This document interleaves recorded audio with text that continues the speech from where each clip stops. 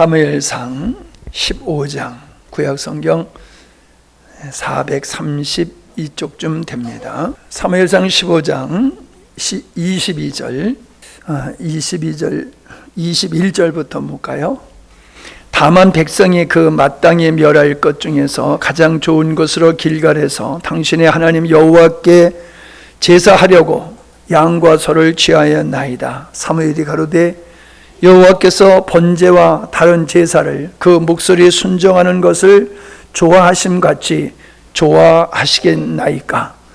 순종이 제사보다 낫고 듣는 것이 수양의 기름보다 나으니 이는 거역하는 것은 사슬의 죄와 같고 완고한 것은 사신 우상에게 절하는 죄와 같음이라.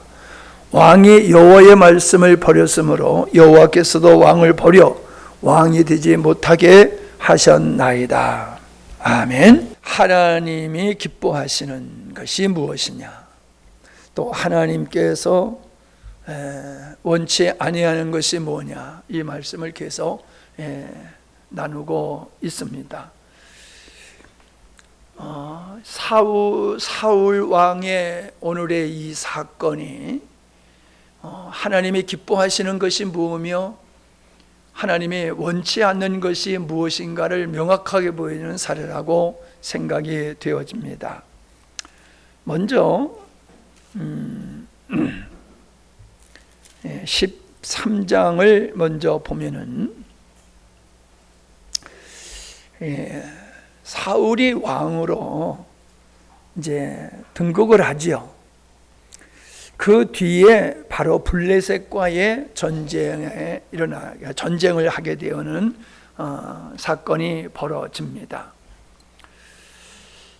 5절에 보니까는 블레셋 사람들이 병거가 3만이요 마병이 6천이요 백성은 해변에 모래같이 많더라라고 하고 있습니다. 그 모습을 본 이스라엘 백성들은 6절에 보니까는 위급함을 보고 절박하여 굴과 수풀과 바위 틈과 은밀한 곳과 웅덩이에 숨었다. 그리고 7절에 보니까는 모든 백성은 떨더라라고 하고 있습니다. 이제 사울이 막 왕이 된 그 시점에서 이 큰 위기를 당하게 되어지는 모습을 보게 되지요. 전쟁 지금도 그렇지만 옛날에 전쟁이라고 하는 것은 왕의 역할이 너무나도 중요하지 않습니까? 이 상황이 여기 말씀대로 아주 위급하다는 겁니다. 그래서 백성들이 뿔뿔이 흩어지고 그리고 두려워 떨면서 흩어지고 숨고 그렇게 됐어요. 8절에 보니까는 사울에게서 흩어지는지라. 아니 백성들이 왕을 따라야 되는데 왕을 따르지 아니하고 다 도망가고 숨는 거예요. 그러니 전쟁을 어떻게 합니까? 전쟁하기가 어렵잖아요. 상황이 얼마나 안 좋냐라고 하는 것은 우리가 충분히 이해할 수가 있습니다.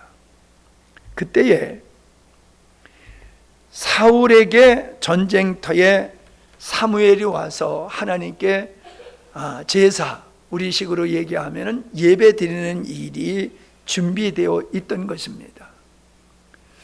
그것은 어떻게 보면 이스라엘 백성들이 어떤 중요한 일이 있을 때에 제사함으로 말미암아 그 사건을 하나님께 올려드리고 하나님이 친히 그 일을 해결해 주시는, 오늘의 상황으로 말하면 블레셋과의 전쟁을 하나님께서 대신 싸우셔서 승리케 해 주실 것을 간구하는 그런 제사를 지내기로 약속이 되어 있었다고요. 근데 여기 보니까는 1회가 됐는데도 7일이 되었는데도 이제 사무엘이 오지를 않습니다. 그러니까는 사울 왕도 마음이 조급해지는 거예요. 백성들은 떠났고 전쟁은 해야 되는데 하나님께 예배를 드리면서 이 전쟁이 하나님의 은혜로 승리하기를 위해서 예배 드려야 되는데 사무엘은 선지자는 오지를 않는 거예요. 하루 이틀 기다리다가 7째가 넘어가게 되어 7날이 지나가게 되니까는 더 이상 기다릴 수 없어서 그가 이제 자기가 제사를 집례해서 제사를 지냅니다. 구약에서 제사는 제사장만이 지낼 수가 있는 거예요. 그건 우리 같은 이렇게 신약 시대와 같이 많은 제사장이 되어서 누구나 혼자 예배 드릴 수도 있고 말씀을 전할 수도 있는 이런 예배를 누구나 드릴 수 있지만은 그때 당시에는 이제 구약 시대에는 제사장이 반드시 제사를 집례해야 되는 거거든요. 근데 왕이라고 해서 왕이 그거를 대신할 수가 없는데 그는 사무엘이 해야 할 일을 자기가 행했다는 거예요. 그러니까 사무엘이 나무르죠. 어찌하여 당신이 제사를 지냈습니까? 라고 묻게 되죠. 11절을 보세요. 사무엘이 가로되 왕의 행한 것이 무엇이뇨? 사울이 가로되 백성은 나에게서 흩어지고 당신은 정한 날 안에 오지 아니하고 블레셋 사람은 믹박스에 모였음을 내가 보았나이다. 이에 내가 이르기를 블레셋 사람은 나를 치러 길갈로 내려오겠거늘 내가 여호와께 은혜를 간구치 못하였다 하고 부득이하여 번제를 드렸나이다. 어떻습니까, 여러분? 부득이하여 내가 제사를 지냈습니다 라고 하는 게 저는 인간적으로는 이해가 돼요. 악한 마음을 가지고 한 게 아니잖아요. 그런데 이거는 지도자로서 행해야 할 일이 아니죠. 백성들이 두려워 떨 때에 왕이 어떻게 처신을 하느냐에 달려서 백성들이 안정을 찾을 수 있고 용기를 가질 수 있고 믿음을 가질 수 있는 거거든요. 지도자의 행동에 따라서요. 그게 지도자거든요. 예. 지도자가 일반 백성하고 똑같으면 그게 어떻게 지도자가 될 수가 있어요? 위기 속에서 지도자가 지도력을 발휘해야 되는 거죠. 성도는 위기 속에서 믿음을 발휘해야 되는 거예요. 아멘. 위기라고 하는 것은 하나님 앞에 우리의 믿음을 보여드릴 수 있는 아주 좋은 기회입니다. 평범할 때는 그 믿음이 진실한 믿음인지 아니면 형식적인 믿음인지 분간하기가 어려워요. 그런데 어려움이 생기게 되면은 진짜 믿음을 가진 사람의 믿음과 형식적인 믿음을 가진 것이 구별이 된다는 거예요. 구별이 되는 거예요. 자, 출애굽기를 보면요, 14장을 보면은 이스라엘 백성들이 출애굽을 해가지고 홍해 앞에 이르게 되는 사건이 있지요. 앞에는 홍해고 전진할 수 없고 뒤는 블레셋 군들이 쫓아옵니다. 어디로 피할 수 없는 협곡 속에 갇혀 있는 거예요. 바로는 이스라엘 백성들을 모두 다 죽이려고 이제 병사들을 이끌고 추격을 하고 있지 않습니까? 얼마나 위태로운 상황입니까? 조금 전에 사울이 처한 상황보다도 훨씬 열악한 환경, 더 위기라고 하는 것을 우리가 알 수 있지요. 자,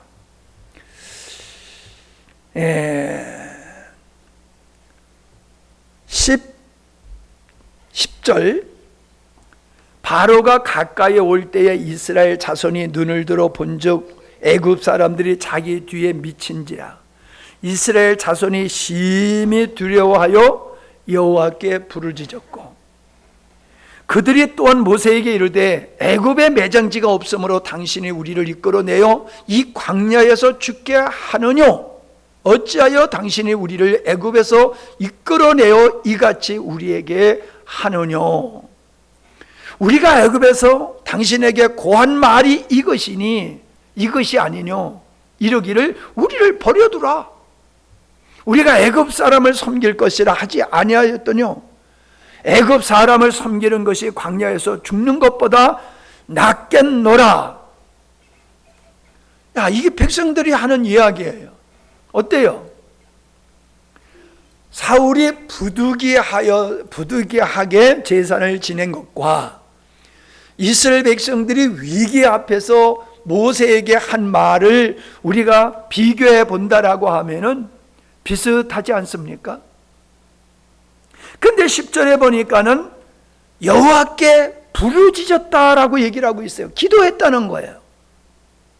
여러분, 이 기도가 진짜 기도냐 가짜 기도냐 형식적인 기도냐? 형식적인 기도예요. 왜요? 기도했으면은 하나님이 어떤 방법으로든지 하나님이 우리를 건져내셨으니까 이 위기에서 돌파하게 하실 거야. 아멘? 그 모습이 나와야 되잖아요. 그 모습이. 근데 이들은 기도는 해놓고 야, 우리 매장지가 없어서 여기까지 끌고 와서 여기서 다 죽이려고 그러느냐. 모세한테 원망하는 거예요. 우리가 뭐라고 그랬느냐? 우리 나가기 싫다고 그랬지 않았느냐? 그냥 애굽 사람들을 섬기면서 애굽의 종으로 사는 것이 더 좋다고 우리가 말하지 않았느냐? 근데 왜 우리를 끌고 와가지고 여기서 죽게 하느냐? 이렇게 원망하잖아요. 사울 왕의 백성들이 블레셋 앞에서 두려워서 흩어지고 도망가고 숨는 상황이나 이스라엘 백성들이 모세에게 원망하는 것이나 비슷하잖아요. 근데 모세가 여기서 보여주는 모습과 사울이 보여주는 모습은 전혀 다르다는 거예요.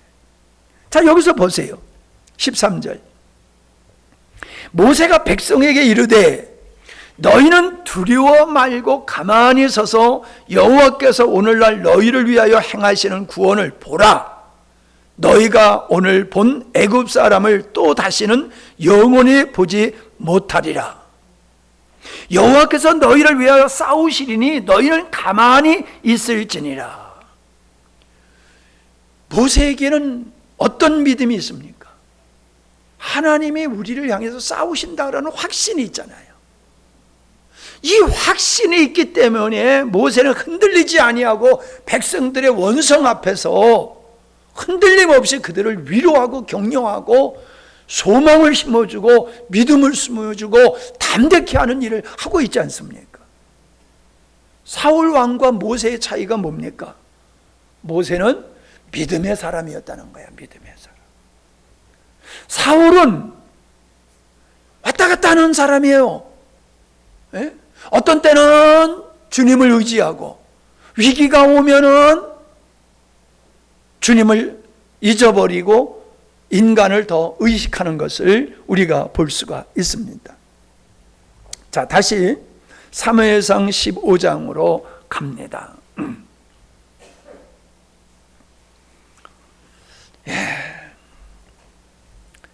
이 15장에는 아말렉과의 전쟁의 사건이 기록되어 있습니다. 아말렉은 하이에나 같은 족속이에요. 하이에나와 같은 족속이에요. 약한 사람들을, 약한 무리들을 공격해가지고 죽이고 빼앗는 아주 못된 민족이에요. 이스라엘 백성들이 이 출애굽을 할 때 항상 옆에서 괴롭혔던 그 족속이 아말렉이에요. 이스라엘 백성 중에서 약한 자를 항상 공격해가지고 죽이고 빼앗고 했던 것이거든요. 하나님은 그를 몹시 싫어하셨어요.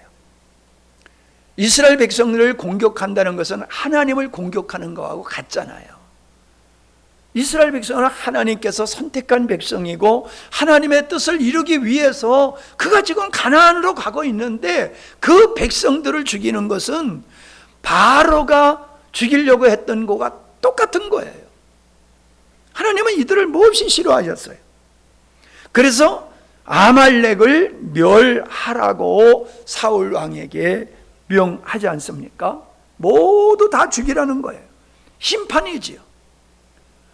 뭐 이런 사건을 가지고 사람들은 하나님은 잔인한 하나님이다, 사랑의 하나님이 아니다, 이런 얘기를 하는데, 애매한 사람들을 죽인다라고 하면은 그건 그렇지요. 그러나 하나님은 지금 이스라엘의 손을 들어서 가나안의 7 족속을 심판하신 것과 같이 지금 하나님은 아말렉을 멸하시는 거예요. 아말렉을 심판하시는 거예요. 그런데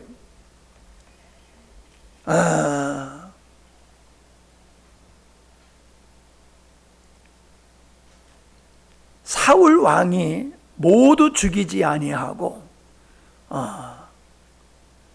그 살찐 소, 살찐 양 이런 것들은 죽이지 아니하고 노획물로 가지고 왔어요.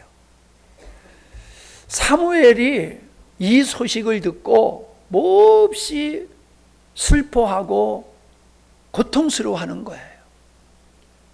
앞전에 지금 얘기한 것 같이 사울은 하나님을 무시하는 하나님의 제사장이 집례할 제사를 그가 집례함으로 하나님이 뭐라고 그러시냐면 그의 왕의 기한이 짧을 것이다 라고 하셨단 말이에요. 영원할 것이다 라고 하는 게 아니라 짧을 것이라는 거예요. 왜? 하나님을 무시했기 때문에. 그런 끔찍한 선고를 받았음에도 불구하고 사울 왕은 하나님의 말씀에 온전히 순종하지 않는 모습을 보면서 사무엘은 아는 거예요. 이제 사울은 하나님께 완전히 버림을 받게 됐구나. 그걸 아는 거예요. 그래서 굉장히 이 사무엘이 잠을 이루지 못하고 마음을 아파하고 힘들어하는 모습을 보게 되어집니다. 그게 11절이잖아요. 사무엘이 근심하여 온 밤을 여호와께 부르짖으리라. 사울을 놓고서 그는 마음 아파하면서 기도하는 거예요. 그런데 사울은 전쟁에서 승리하고 와가지고 기념비를 세우셨어요. 기념비를 세웠어요. 그건 뭐예요? 자기 이름을 높이는 거예요. 자기 이름. 왕으로서의 자기 이름을 백성들한테 높이는 거예요. 내가 전쟁에 나가서 이 막강한 블레셋을 우리가 이렇게 무찌르고 왔다. 하나님이 우리에게 승리를 주셨다라고 하는 기념비가 아니라 자기 이름을 높이는 기념비예요. 지난주의 말씀과 같이 바벨탑을 쌓는 거예요. 바벨탑을.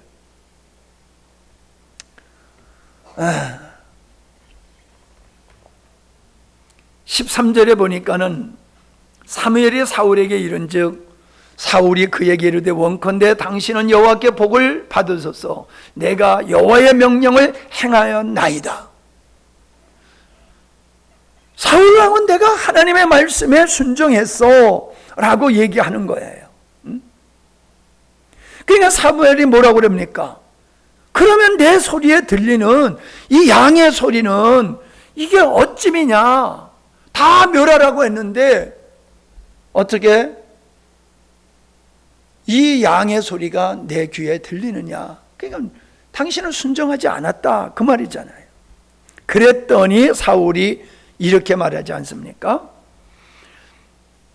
그것은 무리가 아멜렉 사람에게서 끌어온 것인데 백성이 당신의 하나님 여호와께 제사하려 하여 양과 소의 가장 좋은 것을 남김이요 그 외의 것은 우리가 진멸하였나이다. 그러니까 우리가 하나님께 제사하려고 아주 좋은 양들은 죽이지 않았어. 제물로 우리가 가져온 거야. 그렇게 말을 하지 않습니까? 19절을 보면 어찌하여 왕이 여호와의 목소리를 청정치 아니하고 탈취하기만 급하여 여호와의 악하게 여기시는 것을 행하였나이까? 당신은 하나님께 제사 지내려고 안 죽였다고 그러는데 아니야. 당신은 탈취하는 데 눈이 멀었어. 노획물을 탈취하는데 하나님이 싫어하는 악을 행했다. 근데 사울은 뭐라요? 나 제사 지내려고 그런 거야. 우리가 이 사울과 같은 환경에 빠질 때가 많아요. 나는 하나님을 위해서 한다고 하는데 하나님은 너는 그것이 내 앞에서 악을 행하는 것이야 라고 평가할 수 있다는 것입니다. 명분은 하나님의 영광을 위한다고 하지만은 실상은 자기를 위해서 하는 거예요. 자기를 위해서. 21절 보세요. 다만 백성이 그 마땅히 멸할 것 중에서 가장 좋은 것으로 길갈에서 당신의 하나님 여호와께 제사하려고 양과 소를 취하였나이다. 백성들이 당신의 하나님께 예배하려고 제사 지내려고 한 거예요 라고 변명을 해요. 변명을 해요. 여러분, 죄인의 특성이 뭐냐 하면은 죄인이라고 하는, 내가 행한 것이 죄고 그것은 내가 악하기 때문에 그런 죄를 진 겁니다라고 인정을 안 해요. 죄인은 항상 아니라고 발뺌을 하다가 증거가 나오면은 변명을 하고 다른 사람한테 책임을 전가하고 그런 형태예요. 여러분, 아담과 하와가 하나님의 말씀에 불순종했잖아요. 그래서 선악과를 따먹었잖아요. 하나님께서 아담에게 책망하셨을 때 아담은 그 자기의 죄가를 누구에게 돌립니까? 하와에게 돌리잖아요. 하와는 자기가 죄를 지은 그 죄가를 누구에게 핑계를 댑니까? 뱀에게. 그러면 결국은 하나님께 그 죄의 책임을 하나님께로 돌리는 거예요. 변명을 하는 거예요. 변명을 하는 거예요. 우리가 인생을 살면서 하나님을 믿는다 할지라도 우리가 죄를 안 질 수가 없어요. 짓는 게 정당한 건 아니에요. 그러나 우리가 그야말로 육신이 연약하기 때문에 죄를 안 질 수는 없거든요. 주의 영 안에 거하면 죄를 안 질 수 있어요. 근데 우리가 늘 주님의 주의 영 안에 거하는 게 아니잖아요. 그렇게 못하잖아요. 그러니까 우리 주님 안에 거하지 못할 때는 우리가 죄를 진단 말이에요. 그러니까 죄를 짓지만은 내가 하나님 앞에 죄를 졌습니다 라고 인정하면 하나님은 긍휼히 여기신다는 거예요. 긍휼히 여기신다는 거예요. 근데 바득바득 남의 탓을 돌려. 쟤 때문에 그랬어요. 지금 상황을 보세요. 블레셋이 우리 앞에서 지금 공격하려고 하는데 빨리 하나님 앞에 제사 지내고 전쟁 준비해야 되는데 3일 당신이 늦게 온 게 문제지 내가 제사 지내는 게 문제입니까? 이렇게 변명할 수가 있는 거예요. 딴 짓도 아니잖아. 하나님께 제사한 거잖아. 근데 그걸 가지고 뭘 그렇게 시비를 거느냐고 변명을 할 뿐만 아니라 그 책임을 사무엘에게 탓을 돌릴 수도 있는 거잖아요.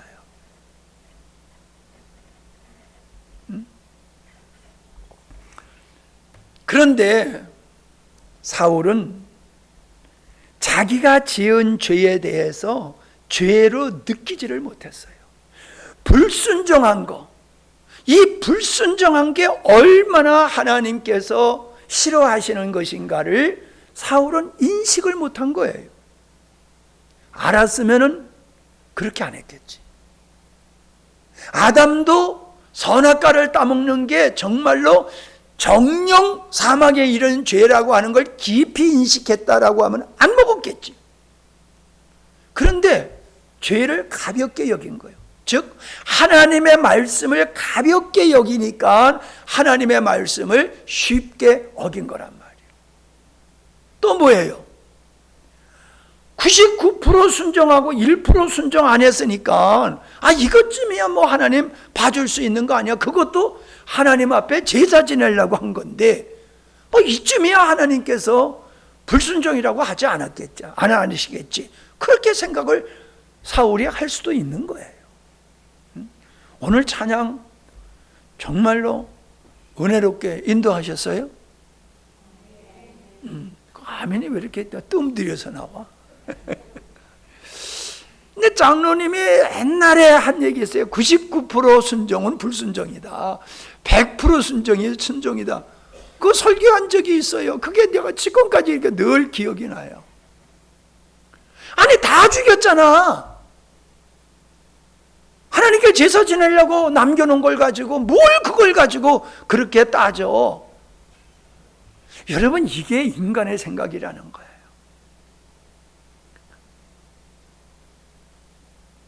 우리가 우리의 환경 속에서 그렇게 하나님 말씀에 불순종하면서 정당화하는 일들이 얼마나 많습니까?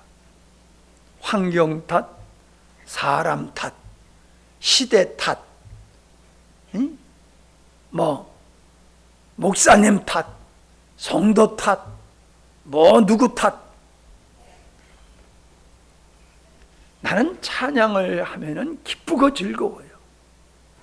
내가 보면 내가 제일 은혜롭게 찬양하는 것 같아. 즐겁게, 은혜롭게. 난 찬양이 즐겁고 행복해요. 근데 가만히 보면 그렇지 않는 분도 있는 것 같아. 감정이 없어, 감정이 없어. 감격이 없어. 하나님을 찬양하는 그 찬양과 그 가사가 얼마나 은혜스럽습니까? 오늘 찬양 가사가 다 그렇잖아요. 얼마나 은혜롭습니까? 여러분, 우리가 하나님의 말씀에 순종하지 못하는 것을 이모저모로 우리는 핑계대고 변명하고, 나는 아닌데 누구 때문에 그랬어, 환경 때문에 그랬어, 뭐 때문에 그랬어 하면서 남에게 탓으로 돌리는 것이 우리에게 있다는 거예요. 사울에게만 있는 게 아니라. 여기서 여러분 사례를 다 일일이 들면은 여러분 개개인을 소위 말해서 때리는 것 같아가지고 내가 여기까지만 얘기하고 말아요. 여러분이 스스로 깨달아야 돼요. 내가 말씀에 순종하지 못하는 게 어떤 변명을 대고 있나, 누구의 탓으로 돌리고 있나, 이건 여러분이 주님 앞에서 기도하면서 여러분이 찾아내셔야 되는 거예요. 그것까지 목사님이 구체적으로 얘기하면 안 돼요. 이번 주가 이제 연합 기도, 우리 금요 기도일인데, 여러분 모여가지고 한 달 동안 하나님의 주신 말씀을 깊이 묵상하면서 기도할 수 있는 시간이 되기를 바랍니다. 나에게 그런 문제가 있어. 건강으로만 하면 내 안에 어떤 심각한 질병이 발생했어. 근데 그걸 대수롭게 여기면은 그 사람은 뻔한 거예요. 완전히 건강을 상실할 수밖에 없는 거지. 영적으로도 마찬가지예요. 우리가 변명하고 탓함으로 말미암아 말씀이 들어오지 아니하고 우리의 믿음이 성장하지 않는단 말이에요. 근데 그걸 심각하게 여기질 않는 거예요. 나 주일 예배 드리고 있잖아요. 근데 그거 가지고 목사님 자꾸 그렇게 너무 빡시게 그러십니까? 그런 사람도 있을지 몰라요. 그러니까 더 전도가 안 되지요. 좀 느슨하게 해야지 사람들이 와서 앉아있지. 그냥 목사님 같이 그렇게 그냥 빡시게 말씀 전하면 사람들이 부담스러워서 누가 교회 나옵니까?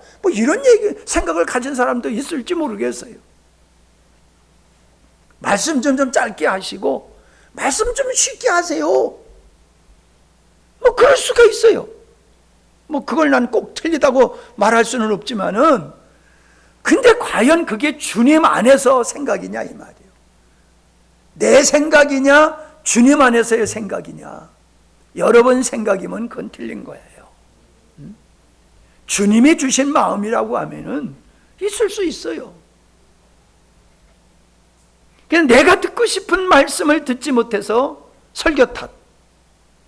그냥 내가 얼른 예배 드리고 볼일 보러 가고 콩밥 매러 가려고 하는데 설교가 길어지니까는, 피곤해서 빨리 가서 자고 싶은데 설교가 길어지니까 사모님이 나보고 그래요. 이영하 목사가 설교한 후에 나가가지고 또 그것도 뭐 강영기 목사님이 설교하신 후에 나와가지고 광고한다고 하면서 1시간씩 설교하는 것 같이, 예? 목사님도 20분, 뭐 15분, 20분 뭐 그렇게 해요. 그거 잠깐 하는 것 같지만, 그러면서 뭐라고 그러더라고요. 가만히 들어보니까 말이 또 되기도 해. 근데 하여튼 여러분이 어떤 이야기든지 할 수 있어요. 근데 그 생각이 나에게서 나온 거냐, 아니면 정말 기도하는 가운데서 나온 거냐는 여러분 생각을 하셔야 됩니다. 여러분 말을 하면 여러분이 생각을 말하면 안 돼요. 자, 그래서 중요한 게 뭡니까? 우리는 제사만 지내면 최고로 사울은 생각했단 말이에요. 우리는 예배만 드리면 하나님이 다 기뻐하는 줄 알아. 예배만 드리면, 기도만 하면, 성경만 많이 보면 하나님이 기뻐하실 줄 알아. 근데 뭐라고 말씀하세요? 제사보담도 하나님의 말씀에 순종하는 걸 더 하나님은 원하신다는 거예요. 아멘? 우리의 삶이 하나님께 순종하는 기본적인 삶이 예배의 본질이지, 인생은 내 마음대로, 내 뜻대로, 내 감정대로 그렇게 살면서 예배 드린다고 하나님이 기뻐하실 줄 알아? 아니야. 아주 단호하게 얘기하고 있잖아요. 단호하게. 여러분, 신앙생활을 오래 하다 보면요, 이런 늪에 빠지기가 쉽습니다. 나 예배 드렸어. 그러니까 나는 할 일 다 해서 일주일은 내 마음대로 살아도 돼. 뭐 이런 거예요. 11조 했으니까 나머지는 내 마음대로 써도 돼. 이런 거예요. 본질을 놓쳐버리는 거예요. 본질. 하나님은 우리에게 제사라고 하는 어떤 의식보다도 그들이 원하는 목적을 이루기 위한 제사, 예배보다도 하나님의 의의를 이루는 순종하는 삶을 우리에게 원하신다, 기뻐하신다. 이걸 여러분 깊이 마음속에 간직할 수 있기를 바랍니다. 우리는 불순종은 별거 아닌 것 같이 생각해요. 남한테 해코지하지 않고 하나님 앞에 그냥 욕 돌리는 일만 안 하면 그 정도면 괜찮은 거야 라고 생각을 합니다. 그런데 여기 보니까는 불순종을 거역으로 표현하고 있잖아요. 거역하는 것. 그게 무당들이, 점쟁이들이 하는 죄와 같다는 거예요. 완고해. 불순종은 완고함 속에서 나오는 거잖아요. 그거는 우상 앞에 절하는 거와 똑같아. 그러면서 결론적으로 뭐라고 그래요? 왕이 여호와의 말씀을 버렸다. 당신은 하나님께 예배하기 위해서 노획물을 가져왔다고 하지만 아니야, 당신은 하나님을 버렸어. 하나님의 말씀을 버렸어. 그러니까 24절에 보니까요, 사울이 인정을 안 해요. 사울이 사무엘에게 이르되 내가 범죄하였나이다. 내가 여호와의 명령과 당신의 말씀을 어긴 것은 내가 누구를 두려워하여? 백성을 두려워하여 그들의 말을 청정하였음이니라. 백성을 두려워해서 내가 하나님의 말씀대로 야, 다 죽여. 그러면 백성들이 이거 아까운 거 왜 죽여요? 라고 백성들이 이 사울을 따르던 마음속에 상처를 입고 떠나갈 수도 있다는 거예요. 사울의 마음에는 그런 생각이 있는 거예요. 백성들이 비유 건드려 가지고 좋을 게 뭐가 있느냐. 사도들이 그랬잖아요. 내가 하나님을 기쁘게 하랴 사람을 기쁘게 하랴. 여러분, 사울은 뭐가 잘못된 겁니까? 사람을 두려워한 거예요. 하나님을 두려워하지 않고. 그의 불순종의 시작은 사람을 두려워하는 데서 있는 거예요. 사람을 왜 두려워했습니까? 왕의 자리가 흔들릴까 봐, 자기 명성이 흠집을 받을까 봐, 자기가 기존에 누리고 있는 것들을 상실할까 봐. 그게 그게 두려웠던 거예요. 백성이 다 떠난다 할지라도, 내가 가지고 있는 것을 다 잃어버린다 할지라도 나는 오직 여호와만 섬기겠노라. 그게 여호수아의 모습이잖아요. 사울 왕은 은혜로 왕이 된 후에 하나님을 두려워하는 게 아니라 사람을 두려워하니까 사람의 비유를 마치다 하나님께 버림을 받게 된 거예요. 여러분이 말씀에 순종하지 못하는 이유가 뭡니까? 뭐가 두렵습니까? 사울은 사람이 두려워서 불순종했다라고 하면은 여러분은 뭐가 두려워서 말씀에 순종을 못합니까? 사람마다 다 달라요. 직장 잃어버릴까 봐, 돈 잃어버릴까 봐, 친구 잃어버릴까 봐, 이런저런 걸 잃어버릴까 봐 그게 두려워서 하나님의 말씀을 순종하지 못하는 게 있잖아요. 있잖아요, 여러분. 내가 지금 예를 들지 않는 그 외에도 있잖아요, 여러분. 말씀에 순종하지 않는 이유가. 여러분, 그걸 찾아내야 돼요. 내가 왜 하나님의 말씀에 순종하지 못해? 하나님의 말씀에 순종하지 못할 게 어디 있습니까? 죽이라 그러는 거 죽이는 게 뭐가 어려워요? 죽인 자를 살려라 그러면 어렵지만, 그죠? 죽인 자를 살리라 그러면 어떻게 그걸 살려요? 근데 죽이라 그런 건 얼마든지 할 수 있는 거예요. 하나님의 말씀은 우리가 순종하지 못할 게 없어요. 내가 싫어서 안 하는 거, 그리고 어떤 거에 두려워서 안 하는 거예요. 내가 일일이 여러분이 불순종하는 것을 내가 지적을 하면서 얘기를 하면 여러분 기분 좋겠어요? 목사님 은혜롭다고 그러지 않을 거야. 목사님 까칠하다 그러고 은혜 없다고 그러지. 여러분, 그런 문제는 하나님과 여러분 관계 속에서 해결될 문제입니다. 26절 보세요. 사무엘이 사울에게 이르되 나는 왕과 함께 돌아가지 아니하니 이는 왕의 여호와의 말씀을 버렸으므로 여호와께서 왕을 버려 이스라엘 왕이 되지 못하게 하였음이니이다. 그러면 여기서 회개해야 되잖아요. 그냥 꿇어 엎드려서 하나님 앞에 회개해야 되는데 그런 회개의 모습이 아니라 자기의 명성이 왕의 그 지위가 흔들릴까 봐 그것만 걱정하는 거예요. 옷자락을 간다라고 하니까 옷자락을 붙들지요. 그 옷자락을 붙드는 이런 모습은 이게 회개의 모습이 아니라는 거지요. 29절 이스라엘의 지은 자는 거짓이나 변개함이 없으시니 그는 사람이 아니심으로 결코 변개치 아니하심이니라. 그랬더니 사울이 뭐래요? 사울이 가로되 내가 범죄하였을지라도 청하옵나니, 뻔뻔스럽잖아요. 범죄하였을지라도 청하옵나니 내 백성의 장로들 앞과 이스라엘 앞에서 나를 눕히사. 자기를 눕혀달라는 거예요. 내가 죄를 졌지만은 내 명성에 흠집이 가지 않도록, 왕의 주위에 흠집이 가지 않도록 나를 좀 덮어줘. 나를 좀 눕혀줘. 이건 회개의 모습이 아니잖아요. 그러니까는 잘못은 했을 수 있지만은 그가 회개하면은 니느웨 성을 보세요.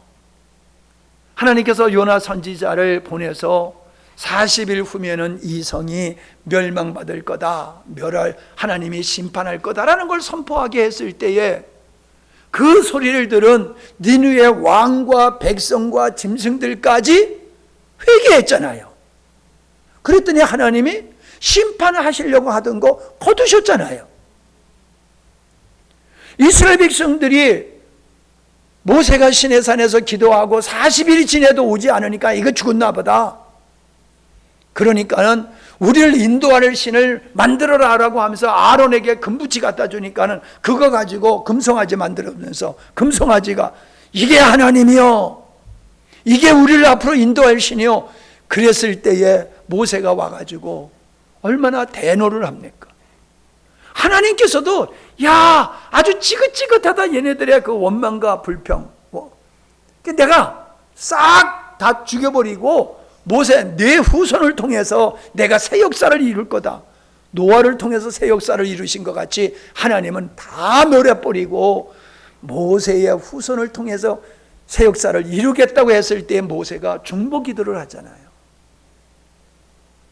하나님 불쌍하지 않습니까? 그렇게 기도하지 않았어요. 살려달라고 기도하지 않았어요. 모세는 어떻게 중보 기도했느냐? 하나님의 이름의 영광을 가립니다. 하나님이 저들을 죽이면 다 심판하면은 주변에 하나님을 모르는 백성들이 뭐라고 그러겠습니까? 하나님은 그 정신병자야. 자기 백성들을 죽이려고 애굽에서 끌어내가지고 광야에서 다 죽여버렸어. 이런 얘기를 하면은 하나님의 이름의 영광을 가리지 않습니까? 그러니까는 죽어 마땅하지만은 하나님의 이름의 영광 가리지 않도록 용서해 주세요. 할렐루야. 기도는 그렇게 하는 거예요. 내 필요를 따라서 이렇고 저렇고 하니까는 하나님 도와주세요, 역사해 주셔가 아니라 제가 하나님의 자녀가 됐지 않습니까? 내 친구들이, 주변의 사람들이 내가 이제 하나님의 자녀 된 걸 다 압니다. 그런데 제가 이렇게 부족합니다. 제가 이렇게 연약합니다. 모든 사람이 나를 하나님 믿는 사람으로 바라보는데 내가 연약한 모습을 가지고 살면 어떻게 합니까? 저들이 나의 연약함을 보고 하나님을 조롱할까 두렵습니다. 하나님, 당신의 영광을 위해서 이 종을 용서하시고 긍휼 베풀어 주시옵소서. 그렇게 기도하는 거예요. 뭐 필요하니까 도와주세요가 아니라 하나님의 영광을 위해서 중보기도 했던 것과 같이 우리가 구하는 모든 그러한 기도도 하나님의 영광을 위해서 해야 될 줄로 믿습니다. 예, 회개하면은 하나님이 없던 거로 해주세요. 그래서 동에서 서쪽에서 동쪽이 먼 거, 동쪽에서 서쪽이 먼 것 같이 우리가 회개한 죄는 하나님이 다 기억지도 않는다고 그러셨어요. 근데 우리가 기억을 해. 내가 기억을 하고 우리가 기억을 해. 저 사람은 회개해서 지금 새 생활을 하고 있는데 옛날에 지은 죄를 계속 울고먹는 거야. 너 옛날에 그랬지, 너 옛날에 그랬지, 너 옛날에 그랬지. 그래서 옛날에 그 넘어짐에 실패에다가 묶어놓고 믿음의 생활을 제대로 하지 못하도록 정지하는 게 우리예요. 그러나 하나님은 동이 서에서 먼 것 같이 기억지를 아니하신다고 그러셨어요. 그게 뭐예요? 용서해 주신다는 거예요. 자, 이제 말씀을 마치겠습니다. 여러분, 하나님이 싫어하는 것, 하나님이 악하다고 하는 것 핑계대지 말고요, 이젠 그만두셔야 돼요. 어떤 이유를 들어서 탓하면서 계속 그 자리에 머물러 있지 말고 여러분 일어나야 돼요. 이제는 여러분 넘어서지 못하는 선에 우리가 있어요. 여러분이 여기까지는 굉장히 성숙한 거야. 근데 이걸 넘어서 버리면은 보다 더 놀라운 영적인 성장이 있을 텐데 이걸 넘어서지를 못해. 그게 뭔지 아세요? 말씀을 나누는 일을 하려면 못하는 거예요. 말씀을 나누라 하면 되는데 뭐 이타 저타 이 핑계 저 핑계 대면서 안 하잖아요. 여러분 그거 안 하면요 여러분 신앙이 뛰어넘지 못해요. 뛰어넘지 못해요. 어저께 우리 명희 집사하고 저녁 같이 먹으면서 이제 좋은 교제 시간 나누는데 내가 그랬어요. 아니 성도들도 이렇게 와가지고 같이 저녁 먹고 차 마시고 이러면서 교제하면 너무나 좋은데들 왜 이렇게 안 오는 거야 그랬더니 아마 다들 그럴 거예요. 목사님 사모님 너무 바쁘시고 너무 피곤하시기 때문에 목사님 사모님 사정 받으리라고 못 오는 것 같다고. 아닌가 봐. 가만히 있는 거 보니까 그건 착각한 것 같으네. 다른 사람은 안 그런가 봐. 가만히 있는 거 보니까. 괜히 히타 저타 타고. 내가 여러분을 가정마다 이렇게 부를 수도 있어요. 불러가지고 이렇게 교제할 수도 있어요. 어저께도 내가 그랬어요. 내가 부르면은 빠진 집이 있으면 시험 든다고. 어느 집은 부르고 우리는 안 불렀어. 하나님, 목사님이 우리를 차별하나 봐. 틀림없이 그럴 거야. 그래서 나는 그건 못 하겠다. 시험 될 사람이 있을 것 같아서. 그러나 누구든지 언제든지 전화하고 오면은 같이 차 마시고 식사하고 교제하면은 얼마나 좋으냐. 그건 열려 있다. 어저께 그 얘기를 하면서 지금 여러분에게 공포하는 거예요. 뭐 이렇게 탓을 해야? 아니 목사님이 뭐 이렇게 어려워? 나같이 부드러운 남자가 어디 있는데 왜 나를 그렇게 어려워해요? 현자매 목사님 안 어렵지?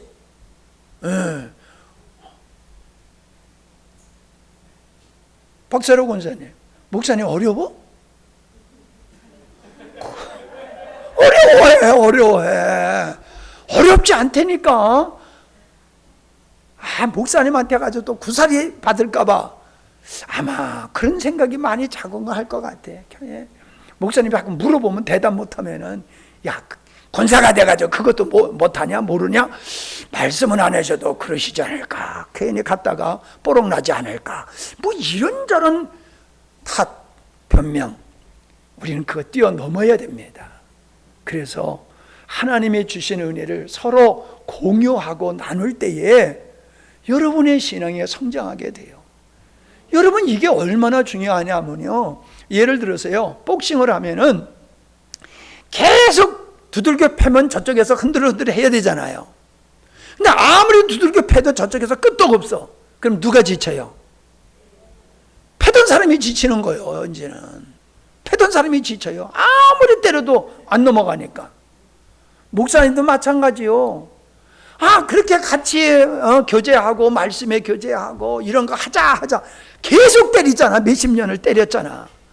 그래도 그냥 끄떡 안 하고 그냥 버티고 있는 거예요. 그럼 목사님이 지치는 거예요. 아이고 아무리 때려도 안 넘어가네. 여러분이 스스로 일어나셔야 됩니다. 스스로 여러분이 지금까지 그냥 습관적으로 해오던 그 패턴을 깨버리고 성령의 역사하실 수 있는 하나님의 우리에게 주신 은혜가 갑절로 부응할 수 있는 일을 위해서 여러분이 일어나셔야 됩니다.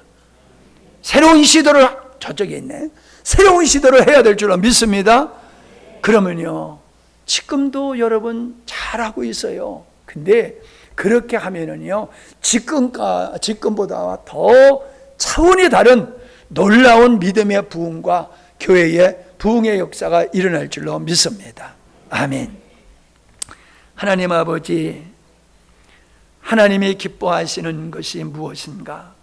하나님이 원치 않는 것이 무엇인가를 여러 시간을 걸쳐서 나누고 있습니다. 오늘은 사울 왕의 사례를 통해서 우리가 하나님 앞에 악이라고 생각하지 않는 것이지만은 하나님을 노엽게 하고 하나님의 진노를 쌓는 이러한 일들이 있음을 돌아보면서 이제 하나님 앞에서 합당한 모습으로 저희들이 기뻐하시는 모습으로 서갈 수 있는 결단의 역사가 있게 하여 주시옵소서. 하나님의 은혜는 무한하지만은 우리가 그것을 제대로 누리지 못하고 있습니다. 이런 핑계 저런 핑계 이런 탓 저런 탓을 하면서 하나님의 말씀을 꼭꼭 한 달란트와 같이 묻어두고 숨겨두면서 하나님 갑절로 남겨야 할 귀한 사역을 감당하지 못하고 있음을 고백합니다. 이제 우리 스스로가 이만하면 됐다, 나는 할 수 없다, 이 핑계 저 핑계 이탓 저탓 하지 말고 하나님의 말씀에 순종하여 주의 말씀의 은혜를 갑절로 남길 수 있는 우리의 신앙이 될 수 있도록 주여 우리를 이끌어 주옵소서. 우리에게 그런 갈망이 있게 하시고 그렇게 스스로 일어나서 걷기도 하고 뛰기도 하고 달려갈 수 있는 우리의 믿음이 되게 하여 주시옵소서. 예수님의 이름으로 기도하옵나이다. 아멘.